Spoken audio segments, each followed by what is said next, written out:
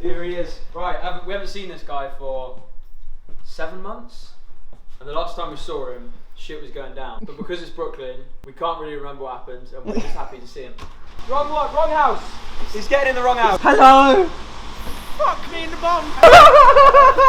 Hello, mate. Look at the shag pad. Mate, it's been ages, isn't it? Fucking hell, your hair's well long, bro. How you doing, man? You good? Oh, it's been a long time, I know.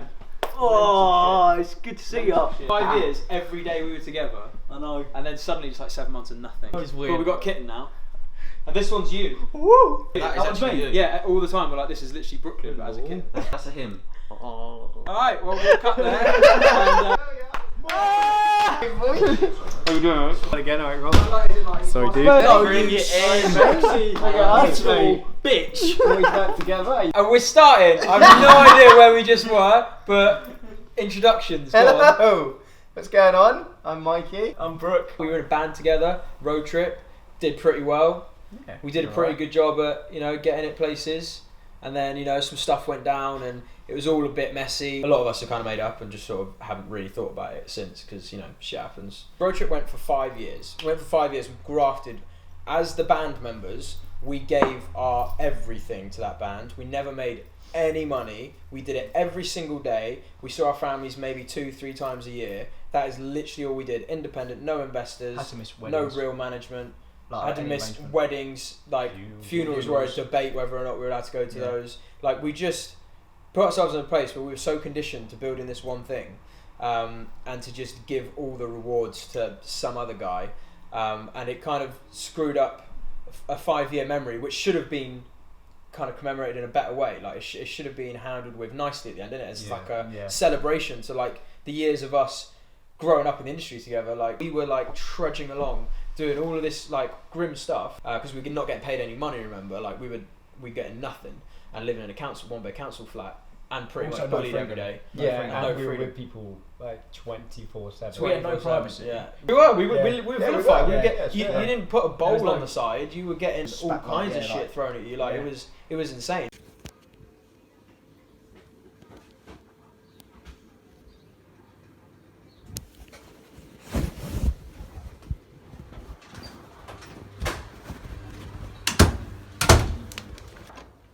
Why was you in hospital last night? Jack's hand. What you done to your hand? It was when I was trying to let the cat out of your room. When you trying to do what? I was letting the cat out of your room because Sorry, what? your table fell against the door, so I tried to get the door open. The door closed in my hand. Fractured my hand. So you've done something to your hand, have you? I've got 3 fractures. Right, has anyone else got a fucking injury? You got a shoulder problem, you got a hand problem. What's the situation? Does everyone just need... from what I know now, I know 3 hospital trips have happened in the last couple of months. Right, let me tell you something now. I've spent the last 3 days solidly speaking to America to do deals for you. I've just had 3 meetings today on your behalf. You're doing my fucking wicking. I told you when I was in America, I'm not dealing with distress. Yeah? Right now, the Americans are making 2 boy bands. One of them signed to Psycho. There's another boy band that are signed to a guy called Randy Phillips that's got millions of dollars behind him. And you can't do simple shit. You can't do it. So what's the crack? Do we need to stop with all the bollocks? Because I told ya, the minute I have to deal with this stuff again, I'm out. I'm done. I can't be dealing with it. All day long, I've been having meetings. The whole fucking day. 2 for Harvey, 3 for you. I think those 2 had an excuse because they were in A&E till 5 o'clock, and I think we were just tired. Right, cool. You were just tired. So you're just making up your own schedule. No, not at all. It's inexcusable. It's inexcusable. That's what it is. It's inexcusable. You can get on a bike. Your shoulder's nothing to do with a bike. You can go to the gym. The times to go to the gym are in the morning. The times to go to the gym are at night. The times to keep the house tidy are all fucking day long. I told you that when I was in America. I told you when I came back and I sat up there that I'd spent 6 weeks with no stress. Is it fucking hard to keep the house tidy? No. Genuinely. Don't fill me with shit. I wasn't today, though. Alright, cool. Are you going to battle me with this? No, I'm just saying. Are you going to battle me with No, this? but you're Genuinely, you're going to battle me with this? Because I've fucking had enough, mate. I fucking have had enough. I'm up to my head working. I'm working 24/7. Just keep the fucking house tidy. That's all you got to do. Keep the fucking house tidy. Not fucking at 4 o'clock keep the house tidy. All fucking day long. You eat something, you fucking clean it. It's not hard, is it? Do you know how many people I'm talking to on your behalf right now? It's doing my fucking wicking to be battling with you. It's supposed to be happy times, and it ain't fucking happy for me. It's easier for me to go, do you know what? Fuck off. There's loads of boy bands coming through that have all got millions of dollars behind them. Let's do that. I don't need to do it. I don't need the stress. How many times do we have to do this? How many times? How many times? I am sitting there taking some of the biggest meetings of your life on these moments, and you can't do the most simplest of shit. It was built off those pretenses. So like it was never gonna be this this nice place where it's like it comes from all these grassroots that were really like good, where it could have done. Yeah. And then we took it off our own backs to build the brand and to come up with the music video ideas and to start progressing the actual marketability of a product, which is what we then went on to do. And Blair tried claiming credit for a lot of different aspects of that and did jump in where and when he could, but for a 25% gross commission, which ended up being a 75% of our profits commission, it wasn't worth it. He was costing us so much money for doing nothing and literally being in LA and managing Harvey. He wasn't doing anything. Not only that as well, the fact that he then, because he didn't put the time and effort and the energy into his artists, like the band, that responsibility then fell down on other members. So like yourself, it was the fact that it fell down 2 members in the band. Things that should have already been The problem was he tried his hardest to make it clear that he was the boss, but never acted like a boss ever, or like a leader, and definitely not a responsible one. Like some of the things he did, like he was never. But then was happy to let us, and in myself, in like a lot of areas, make decisions, as long as he was still the boss. But that should never have been the case. You should never have been put in that situation. Either I shouldn't have been put in that situation with him claiming to still be the manager and taking huge percentages, or we should have just had a good manager. We never could have delegated together, because at the end of the day, if you wanted to make a decision, you had to battle Blair. And you had to battle the, like, for the trivialist of things. You weren't even allowed an opinion, let alone a thing. I remember my first, when I joined, in all honesty, I think, even then some of the times I see him, like his birthday party, what did he do? He came to 2 shows, a London, a Shepherd's Bush, and I think I see him at a photo shoot. So I see him 3 times the whole time I joined, like within the year. Other than that, it's his birthday party, but, you know, it's his birthday party. It's not like, you know. Yeah. And it was like the first photo shoot, and he'd already told us that we had to use this certain photographer that cost us thousands. When we literally had Alex living with us, who was happy to do it and could do a good quality. But we weren't allowed to do that. We had to spend thousands. And we even had backdrops. We bought backdrops for the photo shoots as well. Mm-hmm. Yeah. And we went there, and I remember, like, I'd been there 10 minutes. This is the first time I'd seen Blair since I joined. And honestly, all I did was try to go up to the laptop and look at the picture that had just been taken. And it was essentially like, who the fuck do you think you are? Get away and stand in the corner. You don't have a fucking saying what what photos are being taken. I choose. Like, it's got nothing to do with you. I'm like, is this how much of a say we getting things here? When you're never here, like when you're never here helping, and then when it all starts coming to an end, all the blame gets pushed on other people's shoulders and not his own. When it was just myself, Andy, Blair, and then the few trialists that came before, the social dynamic, the sheer desire for, especially Blair, to want to really seem like he had an authority over anyone who walks through that door, to a place where like people were coming in and just fucking walking away because they were like, what is this shit? And I had to go through some bollocks for those first 8 months, which I told you guys about before. You did. I mean, I remember the first year, once we had joined, you were still going through shit. Yeah, going through worse before. Yeah, it was more that the band's like initial foundation that was getting formed was built off really bad pretenses. It was like really corrupt. I think it just felt like there needed to be this overwhelming amount of control, but with no intelligence behind it. I need to control this band. I need to tell them what to do every single day and bully them into everything, because that's how they become a successful boy band. Like that's kind of what it was built off. And I tried my hardest in those first 8 months to be like, well, all right, then where does the productivity come from? Like, what do we do? And you guys like saw all of that over the next 2-3 years as well. How there was no direction. It was just like I remember there was a vital conversation between us and Blair, where I remember you saying about what good does it bring to the what good does going to the gym morning and the night bring to the bands? Like how was that growing us? Oh, I've heard about this. This was quite a strict thing. We get vilified for not conforming to 2 gyms a day and doing the washing up, but there was no productivity and beyond that. Eating any form of carbohydrate. Eating any form of carbohydrate. It was fully like living this 1-bed council flat, which eventually you're going to pay for the whole thing, which didn't make any sense. Why would we not just pay for our own place? We pretty much funded ourselves to be there, believed in this thing. We came in with all this enthusiasm to build a successful band, but were told like you had to conform to these really strange rules, and that's where the band was like built from. And it was built from make sure you like bow down to this figure at the top who can basically get himself to a place where whatever he told you to do, you believe it, you'd be manipulated into whatever he would say. And that then trended on, I think, for the next 5 years, where whenever he started to drip feed information from the music industry, because he kept us so confined in this flat, none of us had the ability to go out to go and really understand what the music industry was. All we understood was like every square inch of Buzz Gym in Slough. The only time we were allowed out, because I remember there'd be times when you wanted to meet your friends when you could drive, and you'd drive to the cinema, and you'd get phone calls. Same for me, all of us would. It wouldn't be just you. Like, we'd all get phone calls, and it'd be like, "Bruv, where are you?" And it'd be like, "Bruv, you've got to be here now." And then like you'd be like, "But why? Why do I doing it so important?" And you'd get back. I remember you got called actually. You was with your mum, and you got called. Just before I left, you mentioned that I cried in the car park. Do you remember that day that when I was crying my eyes out? So that day, my sister came over. I hadn't seen my sister in like 2.5 years. Literally, she left in Australia when I joined the band, and this was May 2017.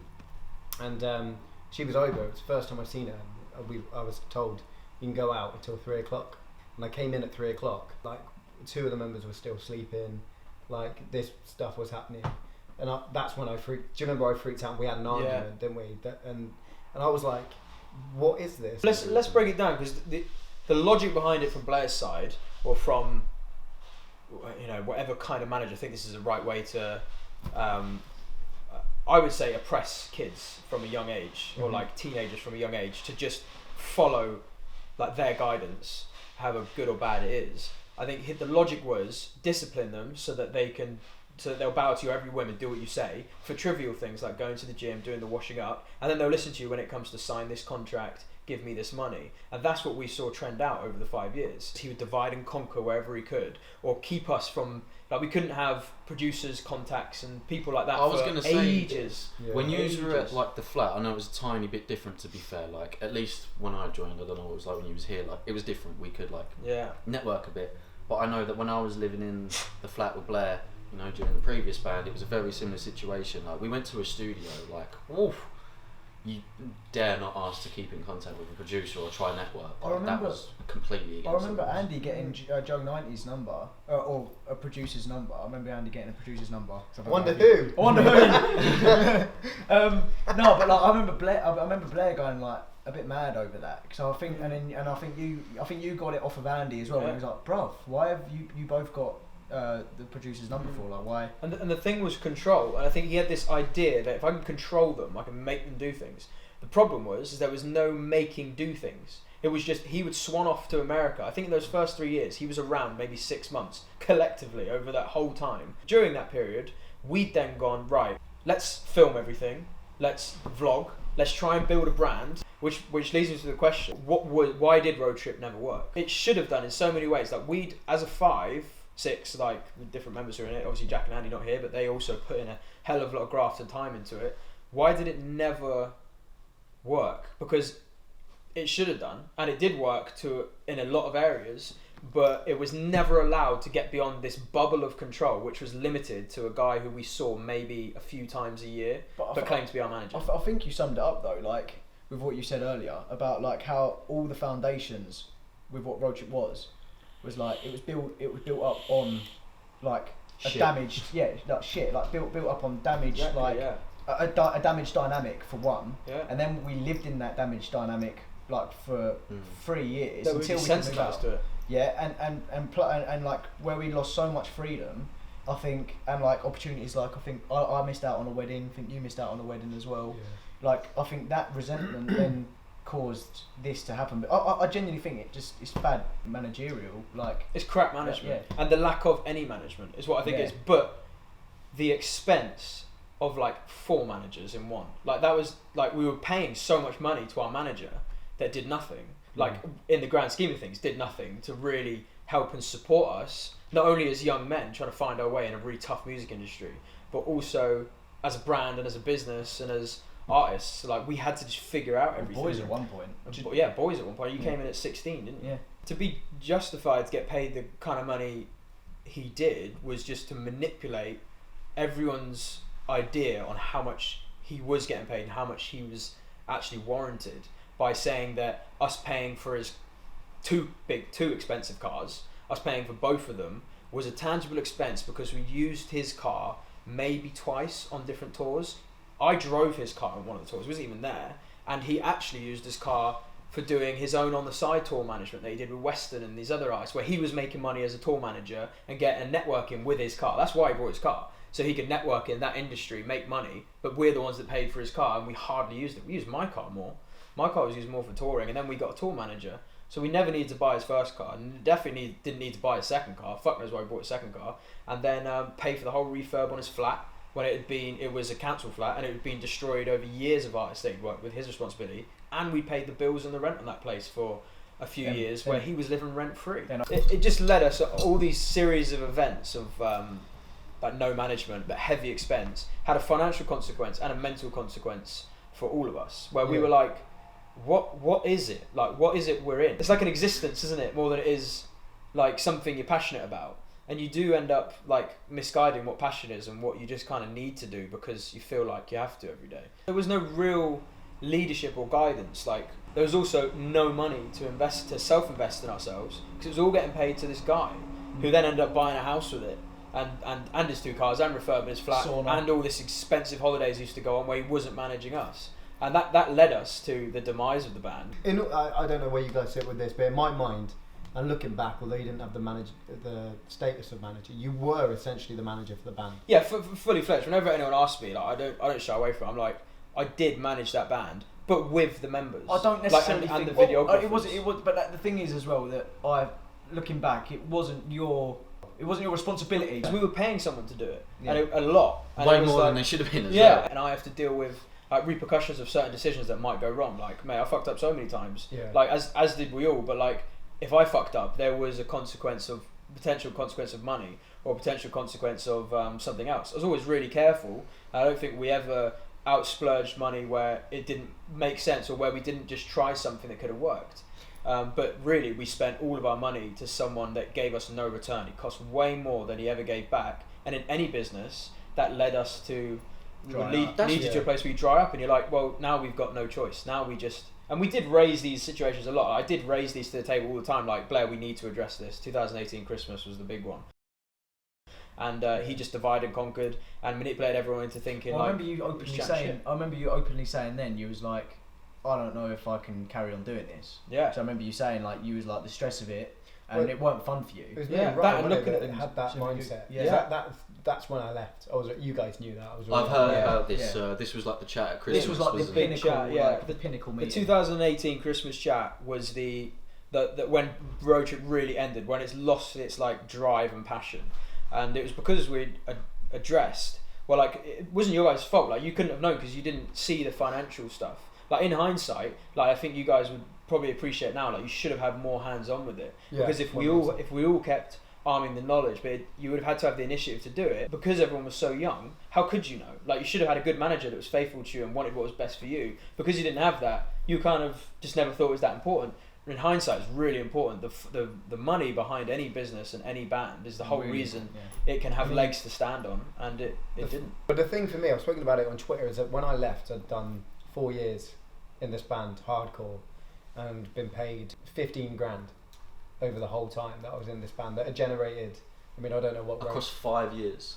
Yeah, and all that time that I was in it, like, you know, that equates to what, 3.5 a year? Am I right in saying?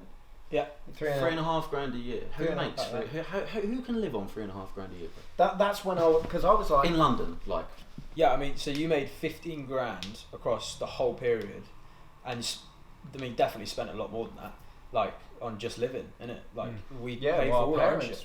Yeah, our parents like paid for most shit, and then we tried to pay for whatever we could with any little money we did get. And Blair got paid this last year. To summarise, each band member made about £900 there and thereabouts a month each. That was exceptionally high compared to the previous years. It was actually one of the best years for the band being able to pay itself, because we kind of got fed up of making absolutely no money whilst Blair made so much. The house we lived in, which is basically our biggest expense, but housed 9 people, works out to be about £600 per head. And it was our premises for filming vlogs, all kinds of other content, music videos, being with our videographers, meaning that we don't have to pay for extra travel and things like that, and their accommodation elsewhere, because we can tie them in to the accommodation in the house, be more productive because we live together. Making projects and getting creative is much more efficient in like a cohesive environment, and we always knew that, and much more cost effective. So very, very cost effective living, and the houses look great, so they're good filming sets. Which means we're not forking out filming sets, not forking out on extra travel, not forking out on extra on videographers, and not paying ourselves higher incomes. And we just self-invested everything. We ourselves made about 900 quid. Blair made over £107,000, which is a lot more than £900 a month. And we maybe saw him a few times that year. Don't really know what he did. We did less touring that year, like less events. Hardly anything compared to the year before, and Blair still made a hell of a lot of money. He actually made more the year before as well, and that's why it could never work. Like RoadTrip ended long before it actually did, because the cash was never going to exist beyond that certain point, and especially with Corona and things like that. We took a loss for that year as well. That's how much our expenses were. Insane.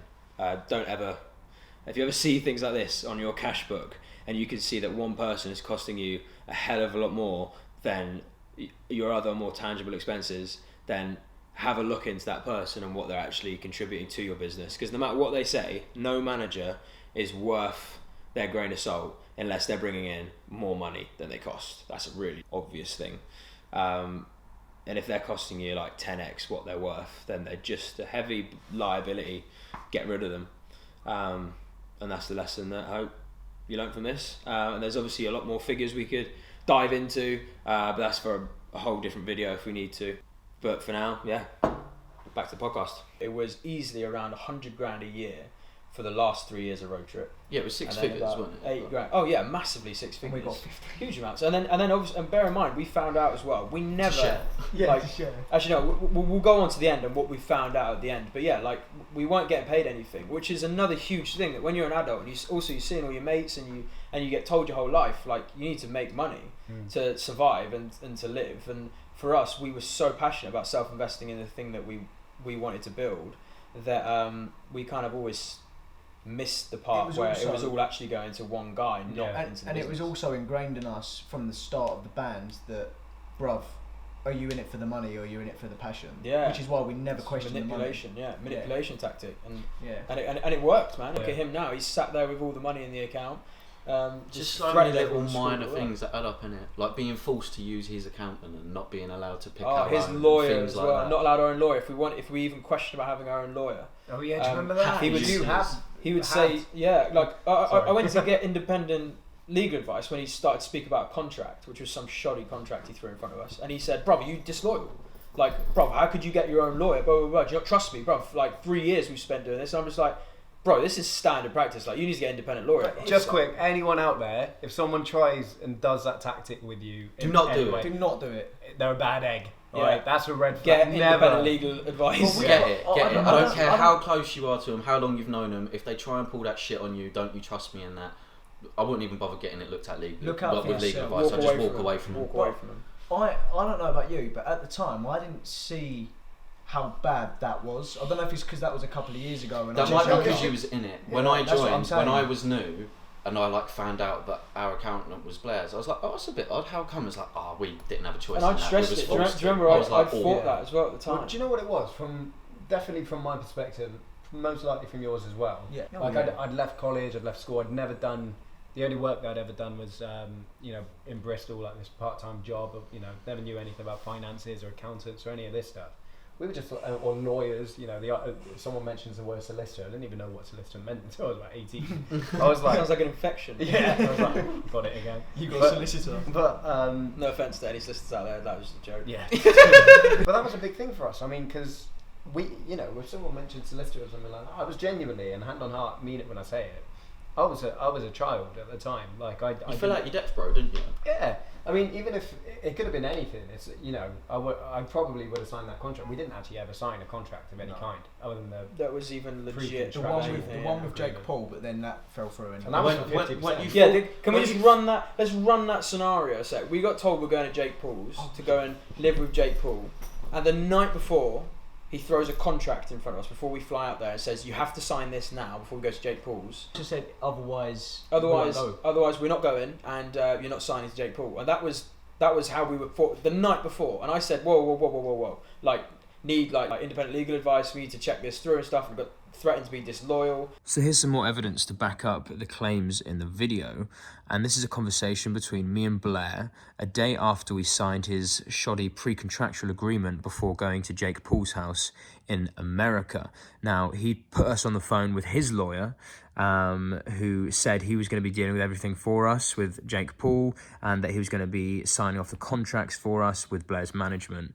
And I then was like, well, hang on a sec, I'm going to get legal independent advice. Also had a phone call with Blair, which obviously I don't have any recordings of, but on that conversation followed, a slightly more aggressive tone from Blair accusing me of being disloyal. And Blair was trying to claim that seeking independent lawyer advice is poisonous and not good for the health of the band and things like that, and essentially using manipulative kind of scare tactics to stop myself and the band getting advice outside of his personal lawyer. He continued to go on to try and belittle my knowledge of the music industry and standard practices that are normally carried out when signing contracts with lawyers.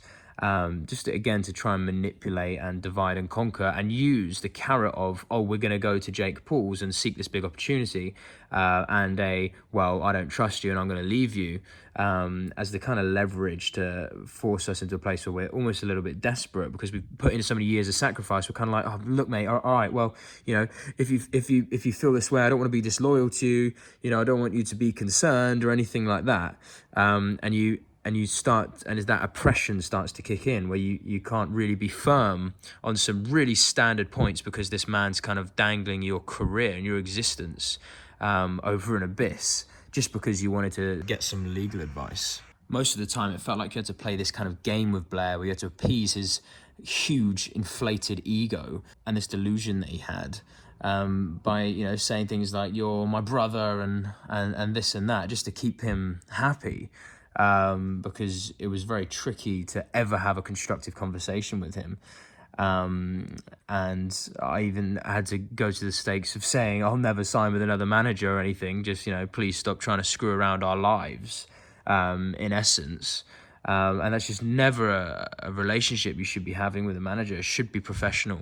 And that is, again, just more apparent in these conversations and a million other conversations very much the same as this one. And then he's continuing to go on about how great his lawyer is and his accolades that he has, as he always did. He tried to really inflate the kind of power team he had around him, just as a scare tactic to make him seem bigger and more powerful than he is. When it comes down to it, the best he can really do is throw his toys out of the pram and maybe grab you by the collar or by the scruff if he really couldn't hold his temper in.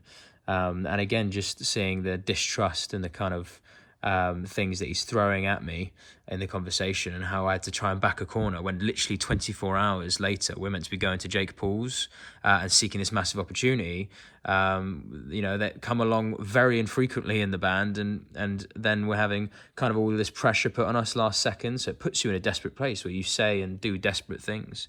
And it's quite tragic to look back on. And then this was a continuous favourite line for Blair, where he would just always go on about how you're family, bruv, and this and that, and try and use loyalty as if he has any idea what loyalty even stands for.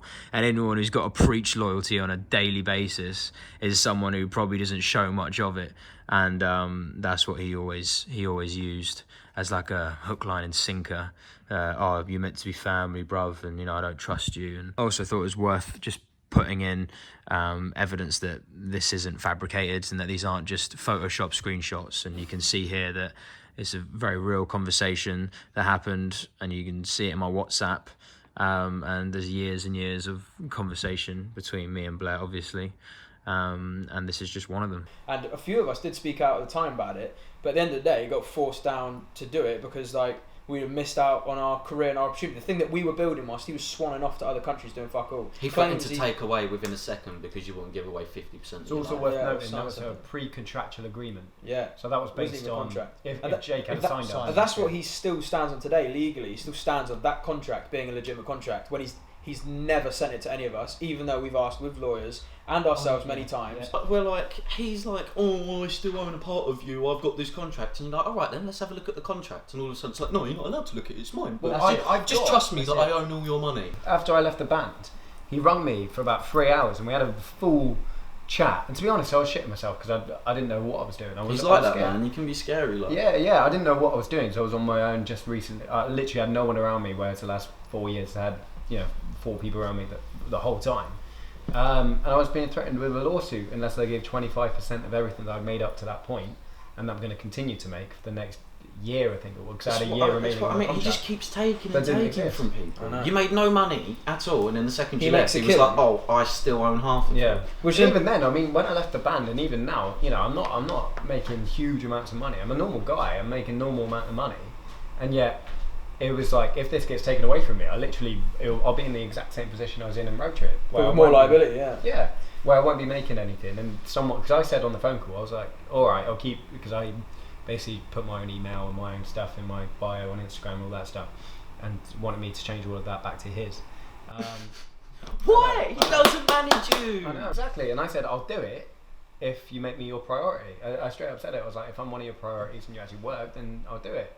And he started laughing.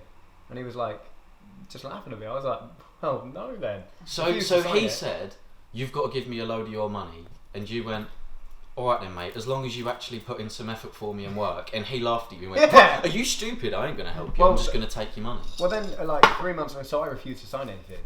And he said, you do know we can't be mates anymore after this. And I was like, mate, we've never been mates. Basically saying all this and saying, alright, basically, he got a solicitor, sent through an email, whatever it was, can't remember. And then he rang me in November, and when I was chilling in Costa, and was like, "Oh, hello, mate. Yeah, just so you know, I'm going to drop it all. You know, I was never going to go through with it anyway. We'll have to meet up next time I'm in London." And I was just like, I was like, "Yeah, all right." And because I was in shock, I couldn't be like, "You're a dick. You're this. You're that," because I was in shock. All this was happening, and then the phone call ended. I was just like, "What? Well, what just happened?" And this bitterness built up within me. When the penny finally, although I knew, I knew what had happened and that I'd been completely taken for a mug, I was never bitter about it. I just saw it is what it is. But even then, it's like he drained all the juice out of the fruit and then kept trying when only the shell was left. And I was like, "What are you doing, man? Like, how could you do that to someone?" It's spiteful, isn't it? Pure spite. Some of the spiteful stuff he's had annoy me, and I've touched on it before. But the fact that I had a pretty rough time with family members passing, and he was using that the whole week to try and get me to run away with you lot. Oh, here's a Bible verse that I used to read when my granddad died. And then the morning of me burying my nan, I'm getting all these bullshit messages oh, really thinking of you today, Ryan. Hope you're right while you're burying your nan. By the way, give Brooks' mum a call because Ryan stole a load of money off you. I'm like, oh, I'm just fucking ignoring it, trying to get on with my day, got my nan's funeral. Literally no less than 24 hours later, when he finds out I'm not going to run away, he's telling me, I get a massive message about how I'm the biggest piece of shit that has ever walked the earth. I'm an absolute scumbag because I won't basically go online and lie about Rice stealing a load of money. I was like, bro, literally no less than a few hours ago, you're sending me all these Bible quotes about how you're my best friend and you're really going to help me get through my nan's death. And an hour later, you're telling me I'm a piece of shit and that you're going to tell everyone in the music industry not to touch me with a barge pole because I essentially can't afford to pay you as a manager anymore. It's a joke. You know what? It's worth pointing out from my perspective. I'm literally just talking completely from my point of view. I don't wish bad or harm upon Blair, but I do have a lot of sorrow for him because of the way that he treated us. There's a reason he treated us the way he did, and it's not because I don't know. He's been shaped into the person he is greed, today. bro. Just greed. It is, but I have sorrow more than I had a time where it was pure bitterness, and I was like, I hate him. I don't care what. But now, the way that I see it is I feel very sorry for him because no matter how much money I have or whatever happens, I'll always be happy. But is he? Yeah. And I don't think he is. It's a good point. But I think someone who's that greedy and that kind of maniacal just wants to look out for their own interest even though he knew how much we were struggling the whole time, not only financially but also mentally, and just as young men, like together, and boys growing up, like he knew how much he was. But as long as his pockets were getting lined with a good sum of cash, he didn't give a fuck. He was never around. He was off on his expensive holidays in Thailand and wherever he's going, pretending to do whatever he's doing with Harvey. I say pretending loosely. I mean, fuck knows what he was doing for all that time, where he couldn't speak to us or couldn't manage us properly. And we get a few WhatsApps that were like, "Oh, make sure you do this for this company. Like, they're not going to pay you, but it's an interview in like some place in Europe, and it's going to do like." Yeah, how often did you get this? Because when we were I don't know how much truth's in it, so I can only say what I've been told. I don't know any truth in this, but every time we did like a show or just something for a company, it was, "Oh, this is free, like they're not going to pay you for this, but what happens is if you do it for free, they put you on like a massive show in the summer," which of course never come around, did it? Yeah. But I think the biggest thing is that he knew he wasn't managing us properly, so to try and claim that he was managing us, he was like fulfilling his duties as a manager. He had a WhatsApp group with us where he just essentially tell us to not wear a hoodie and a cover, or tell us to do this and that because we'll lose a record deal. And like just gave no value to the business in any way, or value to us as people or as artists. Just tried to just put his oar in every now and then, it was only stir up a fuss and then do nothing. With the record label thing as well, it was only ever when he thought the band was at a really bad place. Suddenly we had a record deal on the table. The record deal on the table, and then he'd keep us there. He'd keep us there. So every 6 months, for the last 3 years of that band, we were told there was a record label. That sometimes there was, like we were going to see him, but every time that we didn't get signed, like almost every label under the sun you could think of, we were told was going to sign us, and some of them we went for meetings with, but it was always our fault that we didn't get the record deal. And maybe it was our fault, but the kind of artists that were getting signed at the time, with we kind of fit in the bracket. Far less followers than us, far less interaction, far less touring ability, and hype, and far less hype. Like we had a hype around us, like beyond all of these artists that were getting signed, and we weren't getting signed, and we were never getting told what was really happening at the meetings or the discussions. And we knew that Blair loved having full creative control. I think that he just screwed up all the. That's why we were there for so long. I think that's like he kind of tied us over. Yeah, he tied us over. So like it'd be 6 months, we had a fallout, record label, and then another 6 months we'd get over that fallout, and then there'd be another fallout, and then there'd be like another record label. Do you know what I mean? Like it was always, if you leave, you're gonna miss out. That's basically what it was. Which brings us to the start of this year, when it finally all came to an end, because it was which started off, and me and Sam were speaking about this the other day. It actually started off before, because all the shit went online, which was like, you wanted it to end, or any of this. Yeah. At the end of the day, none of that mattered. It started off with me bringing the cash book to the table, the cash book, and going, we are going to have no money. Like, there's going to be no money left. Blair's taken so much, and we paid him way too much money, and we are about to have nothing, and coronavirus is hitting, and we can't tour. So we're fully screwed. Like, I remember not even understanding it at first. I remember being like, "But can't we use this money here to look like?" Nope, that goes to him. Yeah, that was. But what about this one here? Nope, that's his. Okay, what about hit? Nope, he claims that's his as well. Yeah, like, everything. Everything. Yeah. There was no potential really for RoadTrip to go any further as it was, unless we were willing to go for another year. It would have been a lot longer, to be fair, because the coronavirus really has screwed shit up. But we anticipated that we couldn't tour to the end of this year, which would have meant living on nothing to get by, and probably putting ourselves into VAT debt and liability, and also just borrowing money from other places. Oh, it'd have been terrible. And this is where we were then like, right, we all know that we kind of want to call it a day anyway, and everyone amicably was like, we're going to call it a day and do the right thing with Blair, sit him down and have a conversation, which I got the full recording of, which also very happy to post on this channel. The immediate thing was he just assumed that I was a ringleader in it, trying to convince everyone it needed to end, when the conversations were very amicable and everyone wanted to finish it, and no one really had the motivation to go, all right, we'll do a year of absolutely just getting by, we'll move back to a small house, we'll do this, do that, we'll like have to post minimal content, use our iPhones. Like, that's the place we were gonna have to get to, is like lean up everything we were doing just so that Blair could still sit on a lot of money, and like us not really be able to do anything on the hopes maybe we'll get a record deal. But anyway, that happened, and we knew the band had to end, and it was fine. Like, we'd given it 5 years, gave it everything we had, and it had to go. And during that conversation, he vilified myself, and this is where the story starts to get blurred, I think, between us and between fans. Like, everyone knows what happened up to that point. Up till that point, Blair tried to vilify myself, which is all in that voice recording, and to try and play down all members in the group by trying to say, you don't know enough, and you're not this and you're not that, and trying to say, right, you're telling them lies about the money and about like the prospects of the band and things like that, when I didn't say anything negative about the band. I just said it's not gonna continue. I personally don't want to do it anymore, and which everyone else said in the same recording, and also that the money just isn't there. Blair, you've taken way too much of it. We're happy to finish, give you some sort of deal. I remember saying we'd carry on for a bit. Yeah, we'll keep carrying on so that it looks good for you and we can come to like a good place to do it as a manager, and that we'll even pay you a little bit beyond that point to keep you happy, just because, you know, we tried to do the right thing. And then the conversation kind of ended there, and a lot of dodgy conversations happened within that one where he was really trying to manipulate everyone's brains. Do you know what I mean? Because you're spending it on everyone. No, we're not, Blair. Blair, we made under 10,000 each last year, and you made £120,000. I don't understand, like, where. And the house cost us 54,000, and that's cheap considering we house 9 people.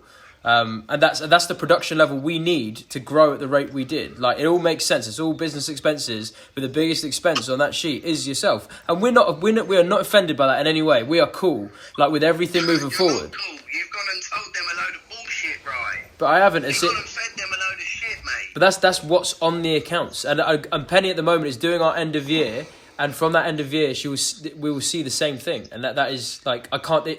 There's no way of manipulating those numbers. It's different. If we are living together and we're not in a band together, it's totally, because I can go to Ryan, have a normal conversation, and we get on fucking well. And then as soon as business gets involved, that's when we fall out. Like, because it's conflict. It's just conflict within the business. Of course, and that's exactly what this is.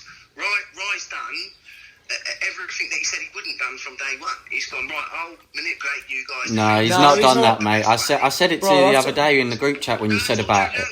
And you, Blair, you put it in the group chat the other day, and I said, fuck the labels. All right, cool. If there was no label right now, if there was no label right now, I get it. We can't keep holding out. I've had enough. We want to go off and do YouTube. I get it. But the fact that there's fucking one there now, you lunatics. There's not one there, mate. If they wanted us, they'd sign us. And if they want to sign us still, then they can come chasing us still. But we don't really want it, mate. Is the head of A&R. I don't care who he is, bro. We don't want to do it. He wants to fucking sign you, you spastic, but he wants to improve. I know, but I don't give a fuck if he wants to sign me. I don't want to sign his fucking contract. Well, you obviously fucking forgot about the train stations, mate. No, I haven't forgot about the train stations, mate. I make less money now than I did on the fucking train stations. And listen, once you sit in front of these people and you know what it is, your fucking mind will change because your world will change. That's what you don't understand.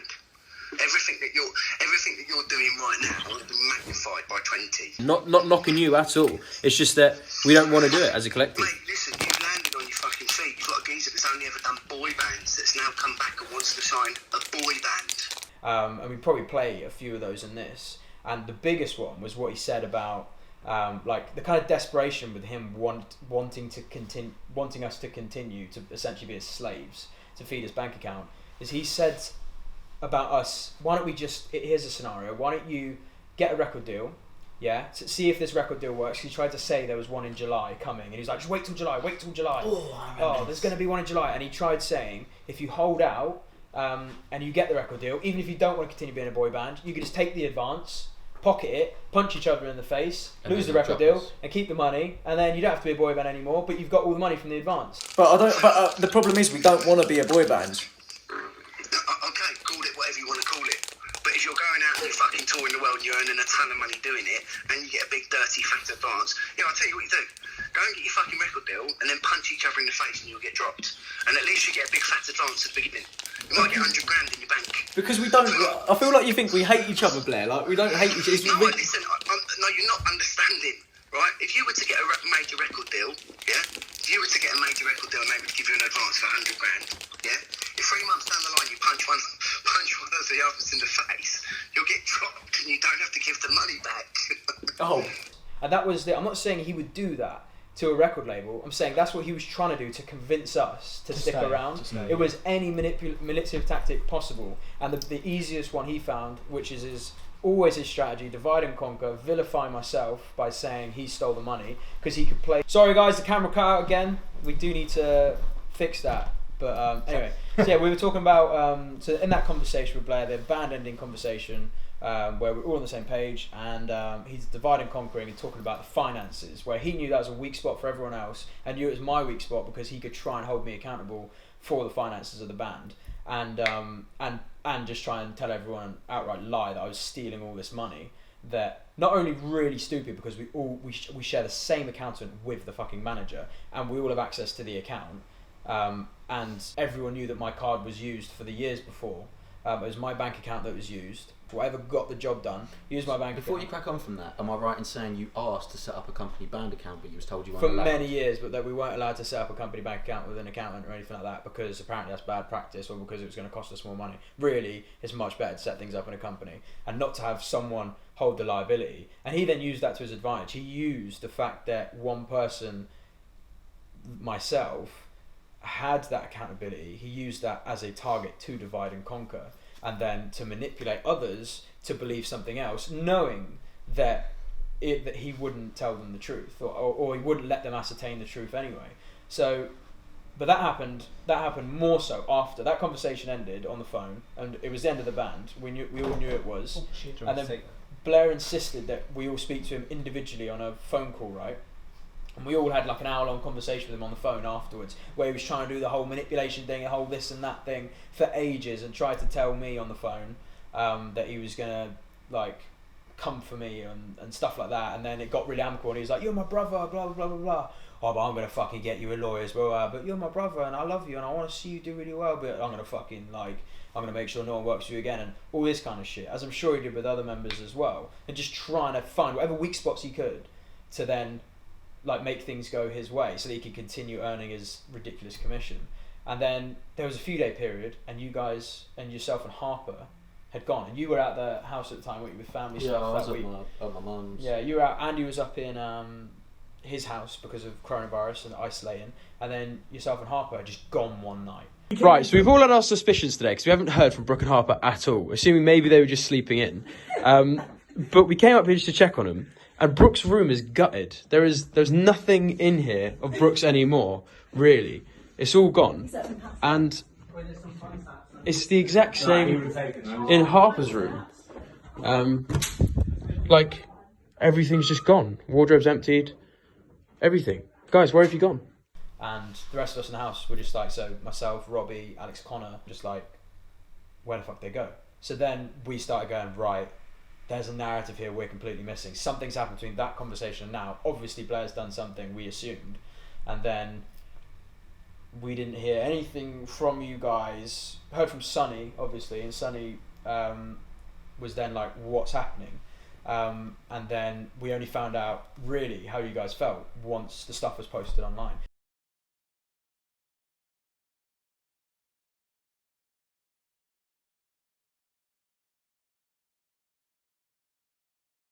So what happened between that conversation we all had on the phone with Blair up until all the stuff was posted online?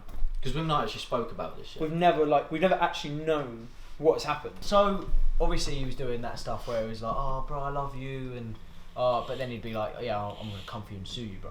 So like he was doing that, and then it got to a point where, because I think there was a conversation about obviously in 2018 as well when you was there.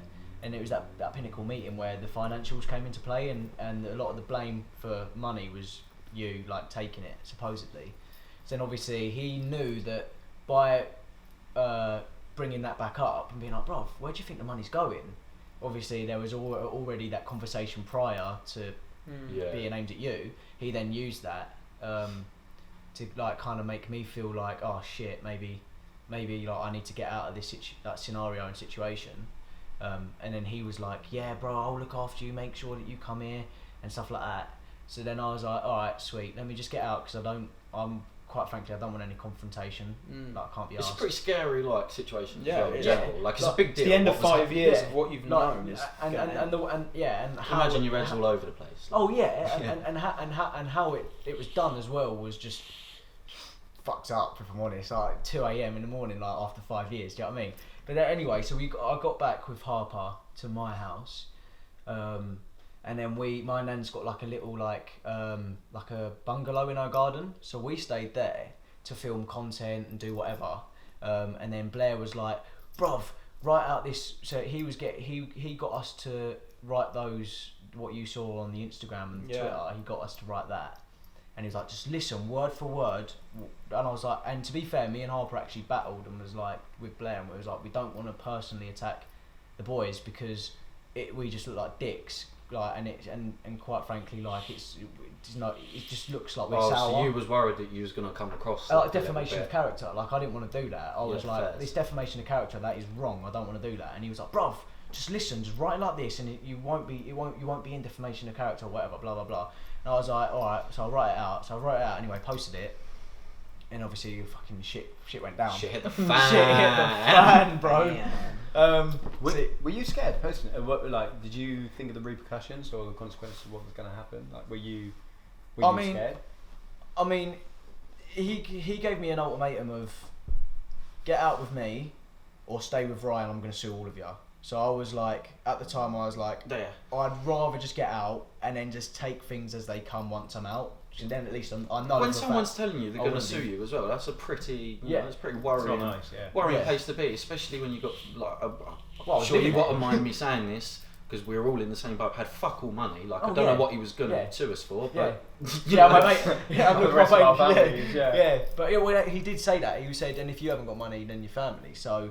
My family were then obviously... He said he'd come for your family. Yeah, which is why I was obviously then, my family were like, probably go with Blair, maybe he's not lying, or like, whatever. Yeah. So I went there anyway, I went back home, and then knowing I had no money at the time, then I was going live on TikTok. He was then going, where's my 25%? In all fairness, actually, when I said, look, come on man, I've just come out of the band, he actually did ease up on the 25 on that particular. But he had made hundreds of thousands of pounds. Yeah. No, he wasn't missing it. No, he wasn't missing a few hundred quid. That is true. But and then so then that happened anyway, and then knowing that we had no money, he wanted us to come up to meetings to the bench that we bought him. The bench. I love that you mentioned the bench. Out of everything, the bench. So we went up to the bench with me and Harper, and we was literally like, when I say we had no money, and he knew this, and he had a car, so he could have just driven down, but he never did. So I think I met up with him like 3 times, and he was just like basically, and then we wrote out something to, I can't remember who it was. It might have been his lawyer, and he was like, you need to, and this was over the phone, sorry, after I got back from the meeting with him, but then he sat me down, rung me at about midnight, and was like, write this to my lawyer, and was like basically saying, I'm going to sue you.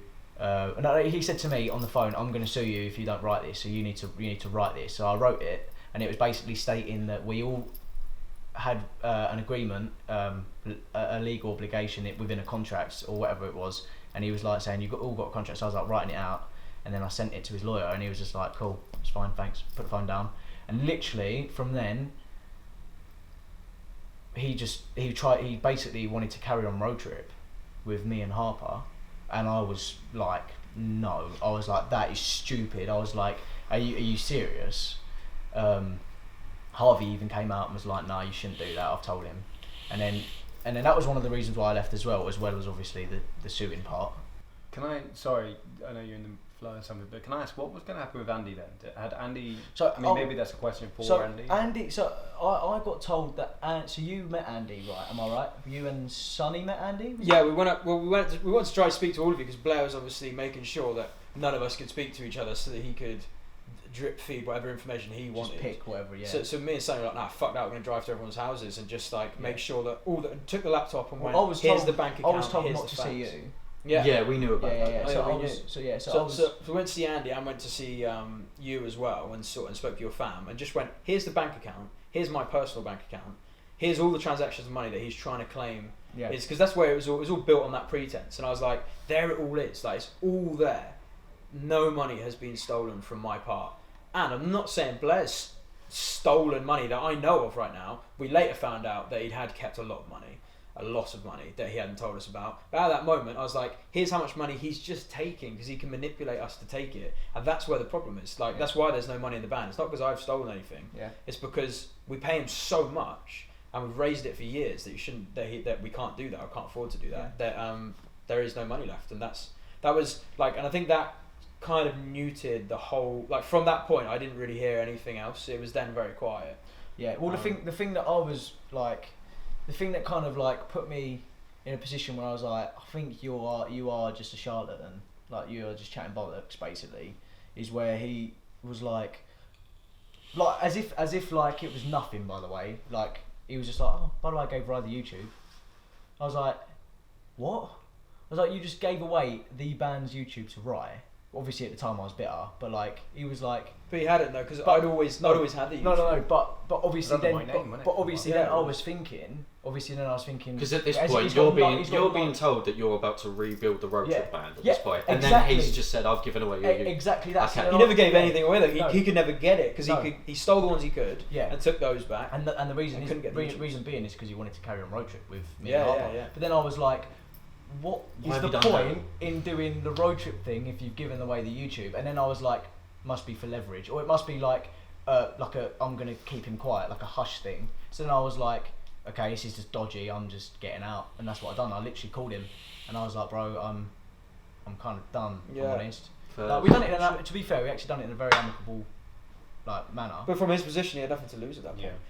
Like to him, what he knew is that once RoadTrip had really gone, as well as Corona, once it had gone, there's no money to be made. He didn't give a fuck about anyone. Yeah. And he showed his true colours there. He did not give a fuck about anything. He told us for years, I love you, bruv. I protect you in my life, bruv. But I'm making 75% profit every year, or 70% profit every year of all your money, and whatever's left, keep building a business from, and pay yourselves. And we always chose business before paying ourselves, of the 30% that was left, and obviously some other expenses. But like it was just never going to work. And him showing his colours like that afterwards and saying that he gave us the YouTube. There was one conversation where he was like, right, I want the YouTube back. He tried dictating a load of things to us over me and Sonny on the phone, which again, we've got a recording of. And dictated all these things. We were just like, no. Like, never. The only reason that the YouTubes were never getting handed over to him or you guys at the time, because we assumed that Blair was just going to take them, was because it's the one asset that we all have from that band is all the memories on that YouTube channel. And he would have deleted it all. Fuck me, yeah. The money, the time, the energy, the passion, the memories that went into those YouTube channels. Money as well. Want that money that we did have. Yeah, like that went into building those things.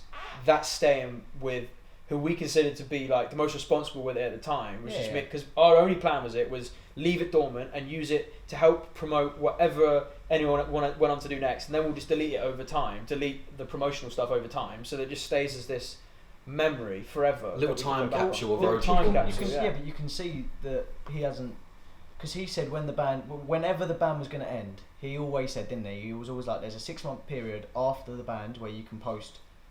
We haven't been able to post on RoadTrip TV our stuff. We haven't been able to post on the RoadTrip TV Twitter. The only things that's been promoted is when we've stuck stuff on. But that's because you've got the band RoadTrip account. And anything we've got has been dealt with appropriately. Yeah. Anything else, and then when we released "Say Your Grace," and when we released our first song, he then took the Instagram, which we hadn't had access to for months. He then on the day of our release, we were releasing our song. No, he unfollowed every fan and everyone on that account. People who'd really dedicate themselves to the band to get those follows. Spent money on TikTok lives and stuff to try and get themselves noticed to have a follow. So they got their follows and all the people in the industry that we'd followed. He unfollowed all of them, left just me and Sonny. To make it look like we'd do it. To make it look like we would do that on our release day. Yes, on our release day we're going to fuck off everyone. We're going to piss off everyone as much just as we leave can. it following us so that everyone knows. So that everyone knows that. So we were just like, nah, fuck you and your stupid tactic. Just blocked ourselves so that we were unfollowed as well. Because obviously we were just like, we don't want to be tarnished in that way and don't want another big we want to be enjoying the fact we're starting a new life and a new thing. We don't want to have to start going. We could have just left ourselves being followed and explained what happened and start off this whole new fuss. We just want people to listen to the song and see what they thought and just forget Blair ever existed.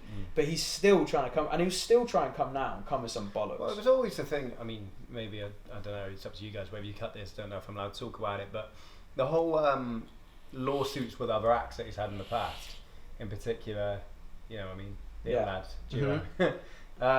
Bit about them for years, always saying about how he wanted to break their legs and stuff like that. Yeah, it's 14-year-old kids. Yeah, that bitterness, as I said earlier on about not being hateful I was very hateful towards him for a long time, but I think it's just the way some things are worded as well, mate. I know. When I was in Tenerife with Harper, I know that he had a phone call with Harper's mum, and he was saying that and Harper was like, bro, that's a bit like, it's a bit forward. He was basically on the phone going, I'm going to kick Rye's head in. If I ever see him like in person, I'd kick his head in. And it's just like, and even to be fair, even Harper was like, that's not how managers should talk to my mum. It's not even that. It's like, just not how a 40-year-old man should talk treat to people that we were having when you were saying about having the discussions before where he was demanding all this stuff, which we have full on recordings of and we release out. I remember I said something like chipped in. He was like, Sonny, you didn't get a say, mate. You can shut up. I'm dealing with you in a different way. Right, I'm just letting you know, there isn't a negotiation to be had. I'm going to tell you what I'm telling you, and then if you're not cool with it, then no problem. I'll just get the legal to proceed and do what they're doing. Then that doesn't sound amicable. No, it is amicable because it's in the best interest of everyone. No, so it's do what you say or there's no deal. Right, this is my problem, Sonny, yeah? You have no idea what you're talking about. You have no idea what's happening. So what I just said wasn't true, what's going on in the background, and it becomes a penis measuring competition. Okay, so you either have a discussion with me now, or I put down the phone, you don't hear from me again, and that's it. Well, we can have a discussion if you want, but it's not going to be you telling us a deal and we take it. As simple as that. There'll be a discussion about it. Like you said, that's what you wanted. Then we've got nothing to talk about. Well, if you don't want to listen, let's hear it anyway. Is flying about, Sonny, then do your thing and get on with your life, and I'll deal with you the way I need to. No, let's hear it, because maybe it does fall in line with what we're thinking as well. You know, you're just like, mate, who the fuck are you speaking to? Like, what is your issue? We've given you so much money. You have only benefited. He should have just been like, oh, you want to end? You know what, fair play, boys. If I can't convince you and inspire you to stay around, fine. That's fine. Well, let's end it at that. And he would have just kept his hundreds of thousands of pounds that he'd forced from the band and the money that he shafted on the side, which we'll get onto next. And he would be winning and he'd be fine. But he just continued to want to take and oppress people. I genuinely think for his own enjoyment. Like, I can't see any other. There's no logical reason why he would push you for so long once you left. Push me and you for so long once we'd gone, and then and push you as well. Like even after I left, it was after I left him. It was like 2 weeks until he stopped texting. Yeah, I just want to be left alone, innit? I just want to be left alone to crack on with my life. I don't need you ringing up telling me that you're going to deal with me in different ways. What does he think's going to happen? Because we're just going to tell people that you're this guy. That's it. There's no way I'm letting myself or other people that I know and cared about for so long get treated like absolute bellends and make sure that the whole world doesn't fucking know about it. Like, if you're gonna be a bellend in this music industry and you're gonna be a massive corrupt bellend like that, then, you know, as an artist, you're just gonna be like, all right, well, I'm gonna warn other people of your existence and warn of what you've done. Doesn't matter what legal threats you can give to people. But do you think he cares about reputation when he's sitting on as much money as he is, which is ours?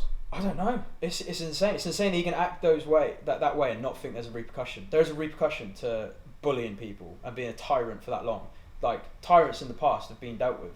Do you know what I mean? And that's what happens. They go through the legal process. Sunny then. I'm a tyrant. You're a fucking tyrant, mate. No, but as in anyone who's tried to be, you know, dictate like a dictator in any way has always lost. And he tried to be a dictator the whole time, and then tried to do it afterwards once we had nothing left.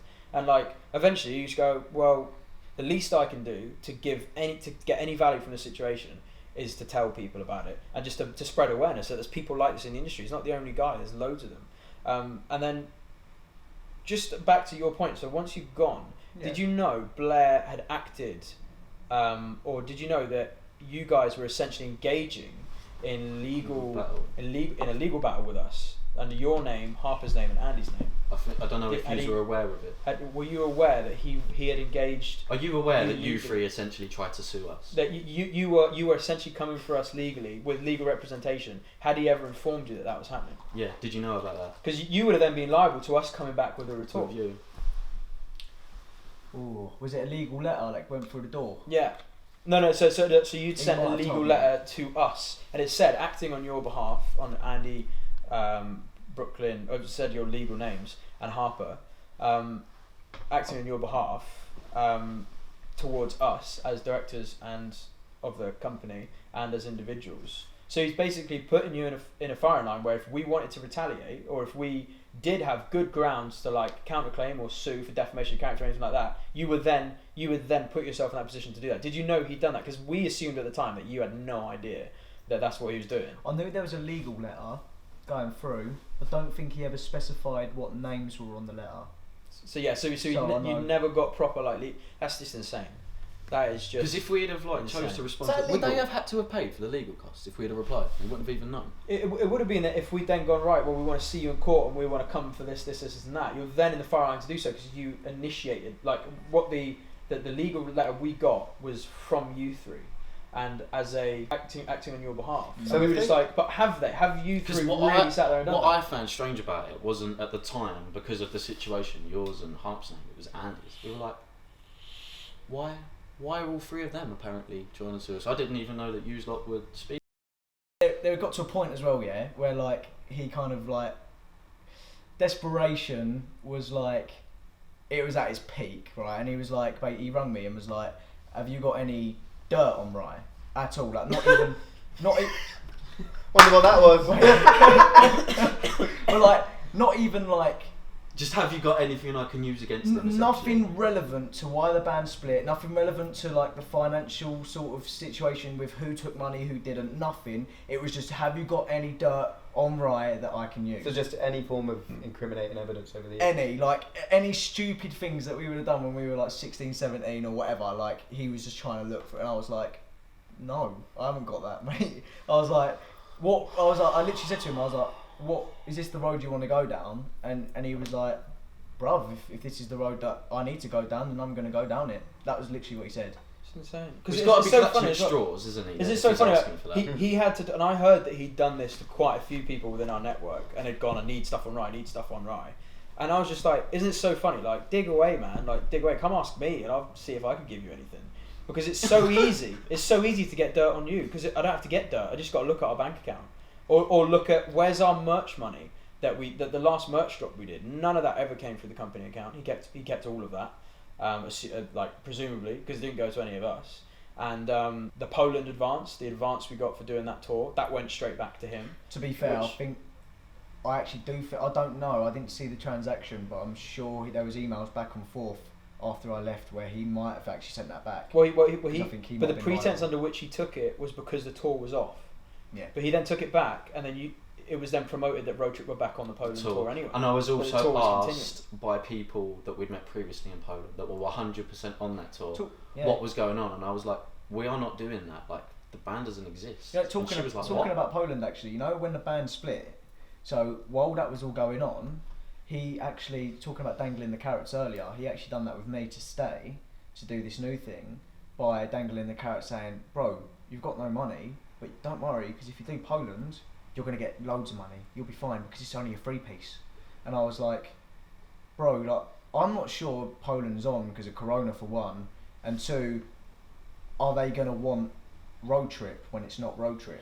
And then he was like, bro, it's fine. Like fans will just like it anyway. It's like it's a free piece, isn't it? And I was like, and that's why I think that's why it kept coming back and forth for the money. Because can I ask? Sorry, you said about the 3-piece. So the 3-piece, I'm assuming, didn't include Andy, right? Was it going to be a new member altogether? Yes, it was. It was treated like a football team in the end. Literally, it is like a football team, in and out. Sub off, few January transfers. How you been finding it so far? What, finding it out of the band? A solo man, yeah. Solo man. I'm not gonna lie, I do kind of prefer it, if I'm honest. There's some things that I prefer and some things I don't prefer. Like, obviously, like, I've not toured yet, but when I tour, I imagine it's probably not going to be as fun in the tour van on your own. And you got Mikey with you as well. Shit. Yeah, I know. Yeah, and I smell like shit. You do. Nah, it's going to be fun, man. Nah, it will be fun. No. You little bitch. To be fair, no, me and Mikey are going on tour in January, so that'll be fun. But it's nice doing your own thing though, isn't it? Is it nice to be in like a studio and be like... Creative control is like, I imagine that's for you guys and yourself as well with your videos. Here's another interesting one, because this is again for people in the industry, in the music industry. Before RoadTrip ended, so for 5 years we've been doing it, how much money was there in streaming and making music? Because we were always told 0.04p. There was pittance in making music, right? And did you know that Blair sent over, because we knew that there was money in that account, because Blair set up the Trans International account, whatever it was, to collect the money from all the music stuff, and always told us, I'm holding it for PRS, brother, to the people that it's owed to, and things like that. And we didn't know what any of that shit was. It was like, oh, alright. So we'd never seen any royalty from any song ever, like period, ever. and then we found out there's actually over 130 grand in that account. What, in that trans account? Over 130 grand from the music was in that account. That's interesting. Which is sent to us on like we know that's what's in the account. That's interesting because he told me when I left RoadTrip there was only 5k. 130 grand, and then he told us because we were coming for it, we were like that needs to get put back into the company and distributed the way it should be.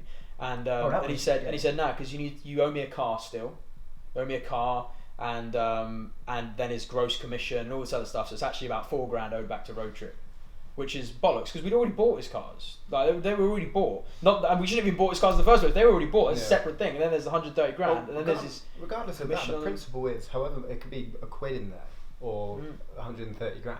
Don't have 5 grand in. Like, if it's someone else's money, give it to them. The principle is that was RoadTrip's money. That was, and we spent so much money making that money exist. Like the only way that money ever existed and got streamed is because we paid for music videos, we paid for all the marketing, we paid to make the songs. The camera cut out again, and we're back. I think it was saying all the money went into making the music to then have this return on investment, which was great. It was there. We never told it was there, like properly in the right words, and never shown an account of it. And we find out it is there, but we're not going to get it. And it's all just like it's all just gone to Blair. Like is all we can assume, because he's claimed that it's for his car and all these things that we've already. So is the money that wasn't? Is it still there? Like, is it definitely wiped? Like, no idea. It's like he's not given us any. Like we want a full account of like everything that happened. And when we start tapping into what should have happened and like the legal requirements, things like that, it becomes messy. Is that where we should have signed a legitimate contract from the off? Because then this wouldn't have happened.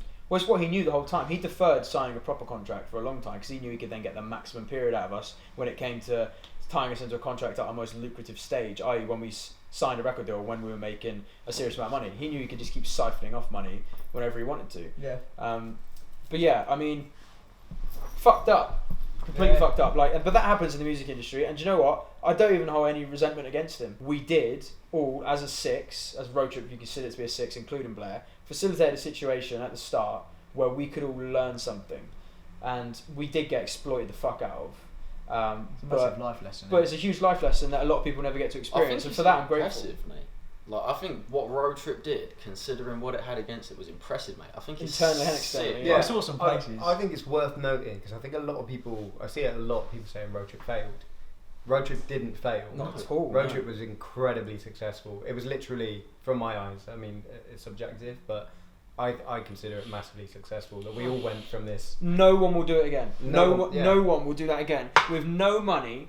Wait, I have a boy band. My boy band would do it again. Mikey Mike. To do that from start, no money, nothing. It's an anomaly. The fans weren't there. Nothing happened anyway. The fans, when you think, I've never thought about it till now, but considering everything it had against RoadTrip, the fans the whole time were the ones that were just slightly like giving us that like boost. Do you know what I love about RoadTrip fans? The RoadTrip fans are just so different to any other kind of fan or fandom because what they do is they build you up all the way, right? But the minute that you did something, they'd be like, "You're a dick. You're such a dick. I still love you, but you're a dick. You're a bellend, but I love you." And I was like, "Thank you." They fans kept us humble, to be fair, when we went to go in. I think without the fans and without each other, as the 5, like it would have been fucking hell. Like that would have been a hellish 5 years, like borderline torture for a lot of people. Absolutely. But because we had each other to banter off any shit situation, and the fans giving us like a reason to keep pushing through shit, like we did get something great out of it. And I kind of do resent that we didn't do. I feel like we didn't do enough for the fans and for how much they gave us, because like we were like in so much struggle for so much of it that we struggled to look beyond. And we couldn't explain that either. And you couldn't explain. You couldn't say like, oh, by the way, this is happening financially. We can't afford to come to Spain. We can't afford to do those things because our manager's taking the money. Like so, and we tried to plan it, but he told us we're not doing it. And like we tried to do all these things. It's very tricky to translate. So like we ended up having this detachment, I think, which was really hard. And also like when we was all mentally drained as well, like from being in the flat, and it was all massive, like a build up of 5 years. We kind of got caught up. I definitely got caught up with like not thinking and sitting down and thinking, fuck, this is sick. Do you know what? It's worth noting though as well, because that stuff was sick, but I'm going to be quite blunt about it and straight up. I've spoken a bit about it on my socials, but you know, a few of us were battling like eating disorders. We were battling things like like bullying, family loss, and literally all that we had was us 5 and the fans. That was it. And we had our family on the blower, but that was it. Yeah. We didn't have. It's hard to engage with our family, even, wasn't it? Like, because it was hard to relay everything for it to make for the context to work, for your family to understand it. You had to really give them a shit day, and I could have just never done that. Like, I'd have to go, right. So, by the way, here's how shit my life is, and how much is against me right now, and then. So how was your day? Like, it was just like, I just never wanted to engage in that conversation. So it was always like, how's the band? Yes, cool. We did a music video, like another music video got like 1 million views and stuff. And it's like, but to do that, like all of this shit, it was really hard to relate to anyone other than you guys. Do you know what? I started telling people about 2 years into the band. I stopped, if I met a randomer that had no idea of RoadTrip or anything, I didn't tell them, I told them I was a plumber. I told people that I was training to be a plumber or that I was doing something. I never told people I was in a boy band. Yeah, because I was not, a bit embarrassed. Not by the band or the brand that we created. So I was incredibly proud of that, but by the lifestyle that I was living and by the way that I was being treated and the lack of money and stuff like that. But be honest, there's a lack of self-respect. Yeah, like you lose respect for yourself in those situations. This is what we want all artists and anyone out there to avoid. Is like, you're going to get screwed over by people, period. Happens in any industry. That's not necessarily unique to music. There's going to be dodgy managers in McDonald's just as much as there is going to be in music. And there's going to be all kinds of shit that fucks you up. But if at any point you pass up your self-respect for someone else's quota or for your own career, that's something that we are very fortunate to have learned over the last 5 years, is that we can now hold a certain accountability to our self-respect because we know what it feels like to literally dedicate your every day and your life to something but not tell anyone what you do because you have that little self-respect for it. Like, if we'd had self-respect and all of those things, we would have all been like, fuck yeah, I'm in a boy band. Fuck yeah, let's do our new music. There's some girls I was in a boy band. That was obviously. But like, obviously. Yeah. But no one should ever feel like that, where like you dedicate so much of yourself to something you're passionate about, want to try and be passionate about something. There's a weird skew of passion in RoadTrip, but the the self-respect is not there. There was always like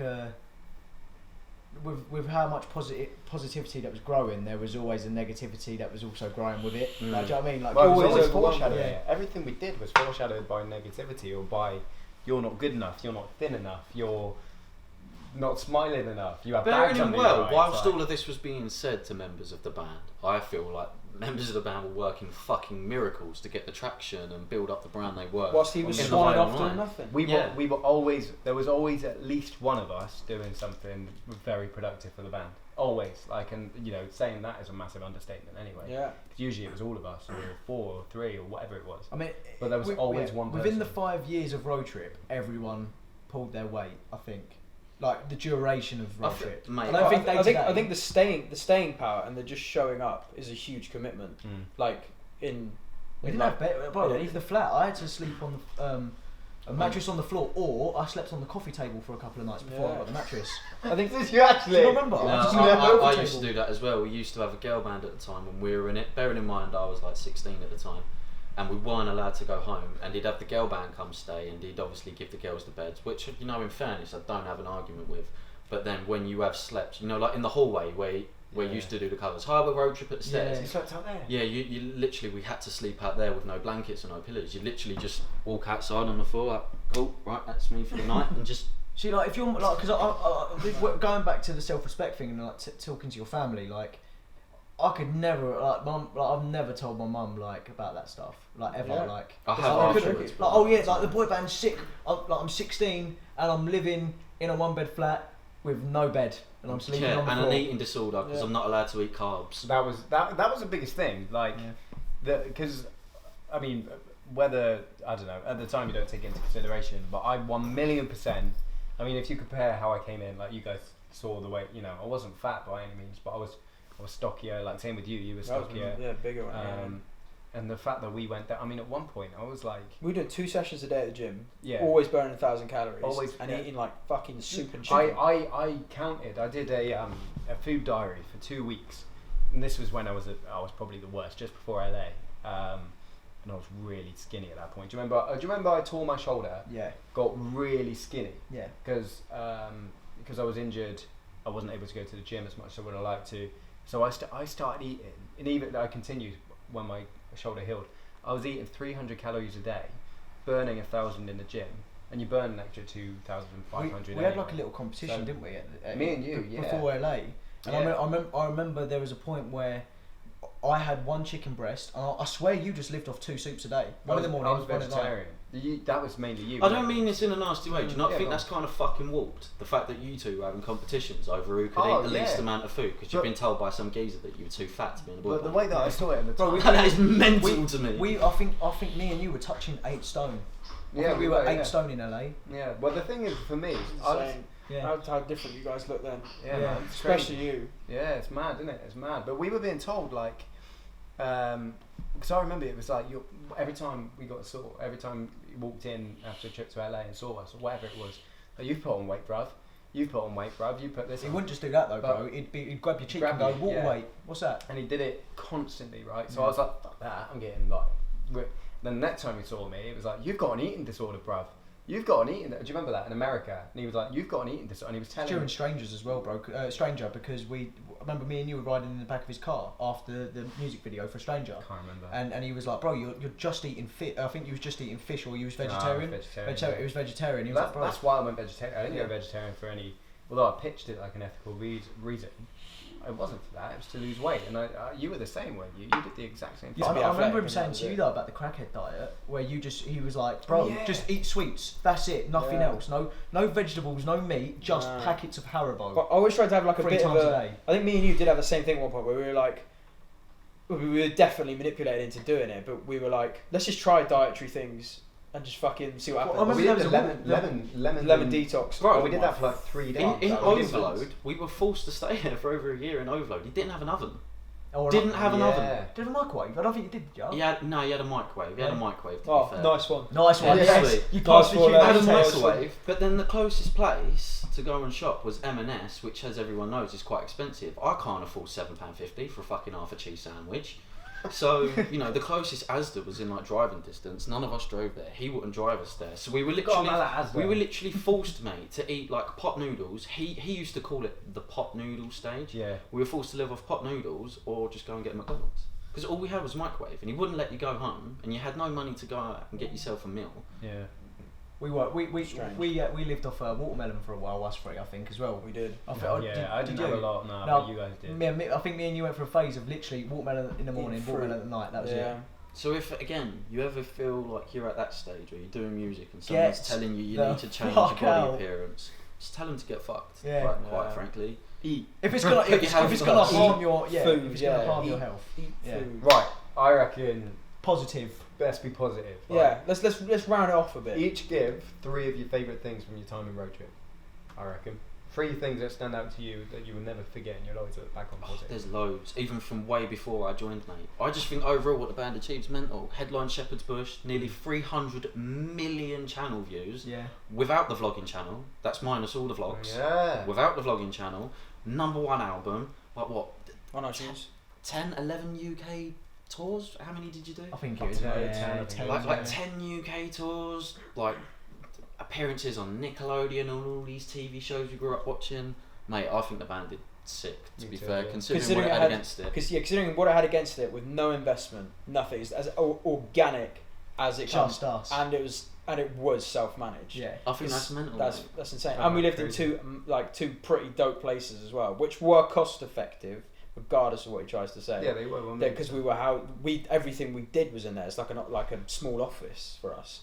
And also was good for our mental health, considering how oppressed we'd been for the years before. But yeah, I mean, there is a lot of sick takeaways. Like, I think just Domino's. For me personally, it's just Domino's. So sick. But no, I think just the whole learning curve. Like, I think it's really important that for anyone else out there who's been through this stuff or is going to go through this stuff, always try and look out for any warning signs. We're trying our hardest to flesh out. The reason we're fleshing out details is so that anyone else out there can try and learn from it. Otherwise, there's no point us putting the video out. Otherwise, we're just look spiteful. We're just here to go.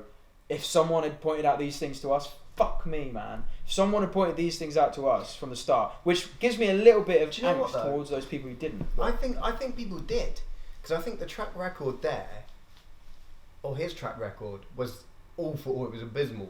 He was literally like the Plymouth Argyle of managers. But the football terms. But like, we were so like, it's like getting a big break again. Going back to football, it's like if AFC Wimbledon want to sign you, you're like, fuck it, yeah, they're a professional football club.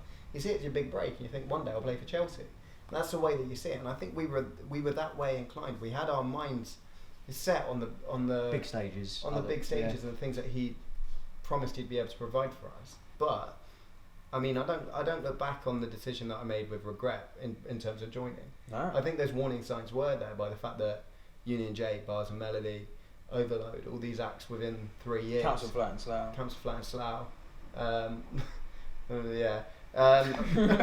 all these they were three big red flags. But I do think we made some good memories between the 5. That's the thing. I think it's 5. Well, we did it young, so we can just sacrifice those 5 years as like just one big experience and learning curve.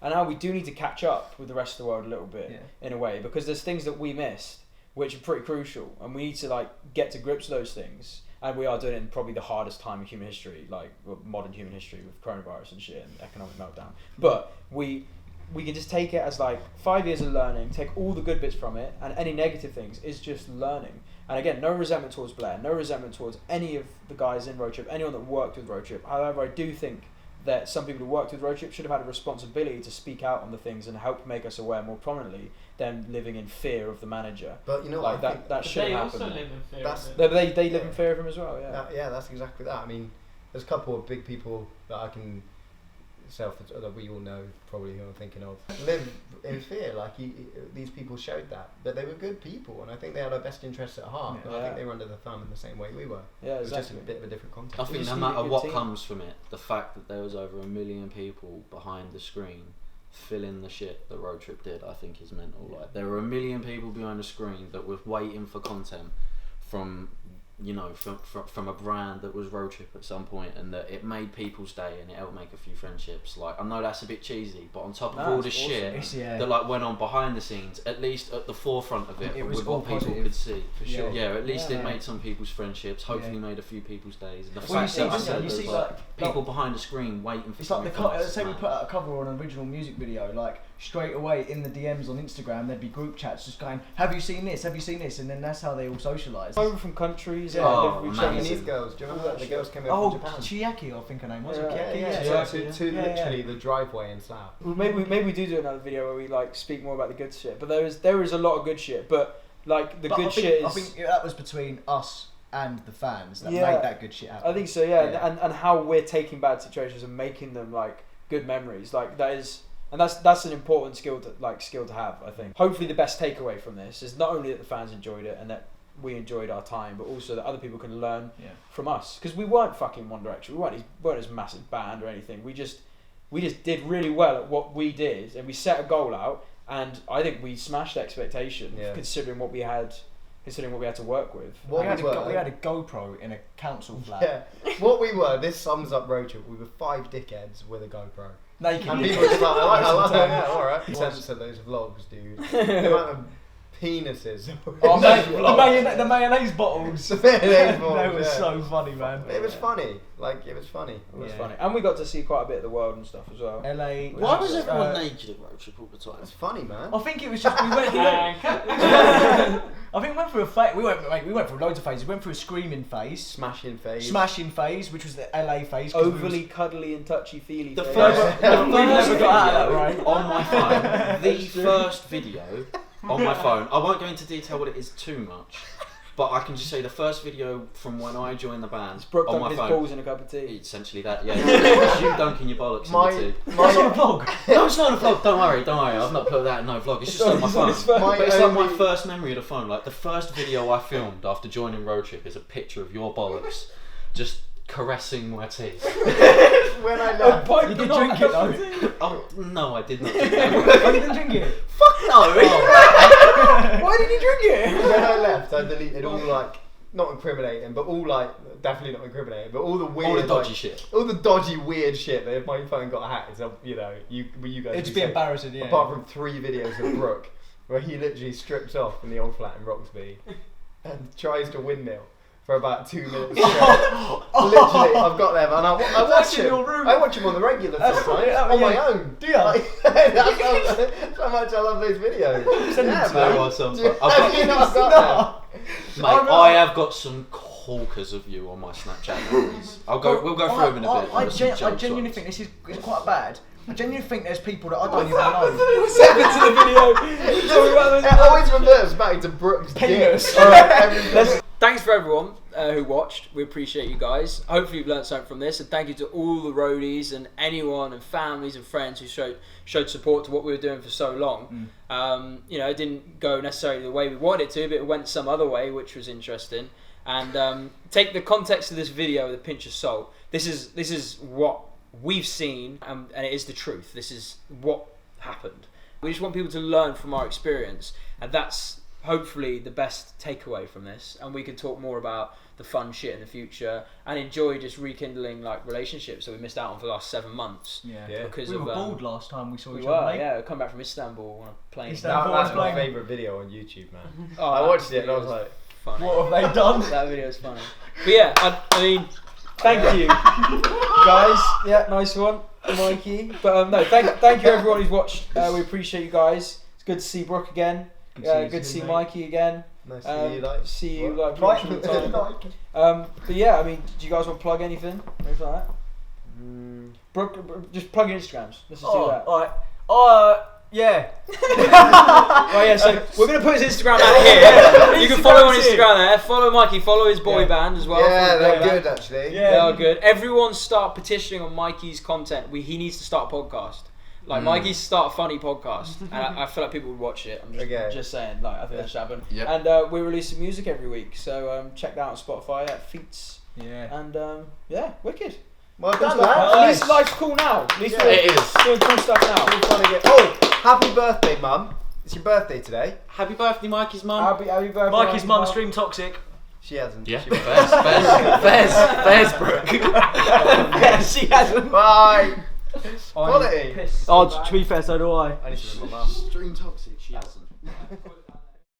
So there's people who are going to watch it who are fans who are going to want to know the story and like know like what went down, and then also there's going to be artists who will genuinely appreciate our honesty and like any tips and advice like we give or like things to watch out for and shit like that, because it's people like us saying it, even though we're not fucking Justin Bieber level shit, but it's people like us saying stuff like this that helped us find our position in the first place. Do you know what I mean? We used to watch people, didn't we? Like speak about their experience and their journeys, and that's how we kind of learned these documentaries and stuff. And like we've now got this first-hand account, and the most valuable thing we can do with it is share it. I think, rather than like hold it and be like, oh, other people can figure out their own way. We can help the next league of people coming up who are going to get bum-fucked by loads of these managers and shit. Just help them. Is this like, going out? Figure it out. Is this? No. Okay, cool. No, it's